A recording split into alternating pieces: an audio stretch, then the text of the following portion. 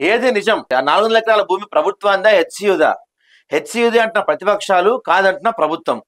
ప్రశ్నార్థకంగా మారిన వన్యప్రాణుల పరిస్థితి, ప్రకృతి పచ్చదనం, జనజీవనంలోకి వస్తున్న వన్యప్రాణులు, విషసర్పాలు, ఉద్యమ పరిస్థితులను తలపిస్తున్న హెచ్సియు ప్రాంగణం, ఆందోళనలో నిరసనలతో హొరుతున్న యూనివర్సిటీ, ఆందోళన అడ్డుకునేందుకు పోలీసుల విశ్వ ప్రయత్నాలు. ఎంత దౌర్భాగ్యం అంటే స్టూడెంట్స్ పైన లాఠీ చార్జ్ చేస్తుంది ఈ గవర్నమెంట్. ఇదే గవర్నమెంట్ గత ప్రభుత్వ హయాంలో లాఠీ చార్జీలు జరిగితే అమ్మో అమ్మో అమ్మో అని చెప్పి గుండెలు బాదుకున్న ఇదే గవర్నమెంట్ ఇప్పుడు స్టూడెంట్స్ పై లాఠీ చార్జ్ చేస్తుంది. ఏం పాపం చేశారండి వాళ్ళు అక్కడ? ముఖ్యమంత్రి గారు, ఖచ్చితంగా మీకు ఒక విషయం అయితే మా ద్వారా చెప్పదలుచుకున్నాం. మీరు చేసే ప్రతి పని ఏదైనా సరే రివర్స్ వస్తుంది. ఒక్కసారి మీరు ఆలోచించుకోండి. మీరు వచ్చిన ఈ 14 నెలల్లో మీరు చేసిన హైడ్రా రివర్స్ వచ్చింది, మీరు చేసిన మూసీ రివర్స్ వచ్చింది, మీరు అనుకుంటున్న ఫోర్త్ సిటీ రివర్స్ కొడుతుంది, మీరు అనుకున్న ఫార్మాసిటీ రివర్స్ కొడుతుంది, లగచర్లో ఒక ఫార్మా కంపెనీ పెడితే రివర్స్ కొట్టింది, ఇప్పుడు ఈ హెచ్సివి కూడా రివర్స్ కొడుతుంది. మీరు చెప్పిన రుణమాఫీ రివర్స్ కొట్టింది, రైతు భరోసా రివర్స్ కొట్టింది.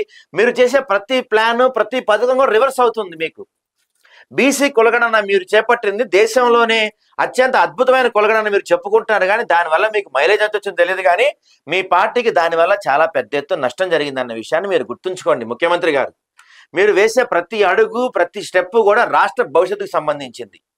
ఒక సరైన ఎక్సర్సైజ్ లేకుండా, సరైన విధి విధానం లేకుండా, మీరు దాని గురించి ఎటువంటి ఎక్సర్సైజ్ చేయకుండా ముందుకు మీరు ఏకపక్షంగా వెళ్ళిపోతే మాత్రం ఖచ్చితంగా ప్రజల నుంచి తీవ్రమైన వ్యతిరేకత ఎదుర్కొంటారు. అత్యంత తొందరలో స్థానిక సంస్థలు ఉన్నాయి, జిహెచ్ఎంసీ ఎలక్షన్స్ ఉన్నాయి. మీరు ఇదే విధంగా నిర్లక్ష్య ధోరణితో, ఏకపక్ష ధోరణితో, నియంత్రిత ధోరణితో కనుక ముందుకెళ్తే గత ప్రభుత్వంలో కేసీఆర్కి ఎటువంటి గతి అయితే పట్టిందో అంతకన్నా దారుణమైన గతి మీకు పట్టే అవకాశాలు ఖచ్చితంగా ఉన్నాయని చెప్పి రాష్ట్ర వ్యాప్తంగా ప్రజలంతా మాట్లాడుకుంటున్నారు. మీరు చేయండి, అభివృద్ధి చేయండి, మేము కాదంట్లా, కానీ ఒక పని చేసే ముందు ఆలోచించండి. ఒక కమిటీ వేయండి.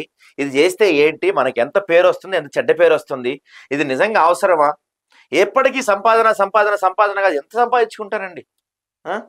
కాబట్టి కొంచెం మీరు ఏ పథకం తీసుకొచ్చినా, ఏ ప్లాన్ తెచ్చినా కొంచెం ఆలోచించి ఆచితూచి అడుగేసే విధంగా ముందుకెళ్ళండి.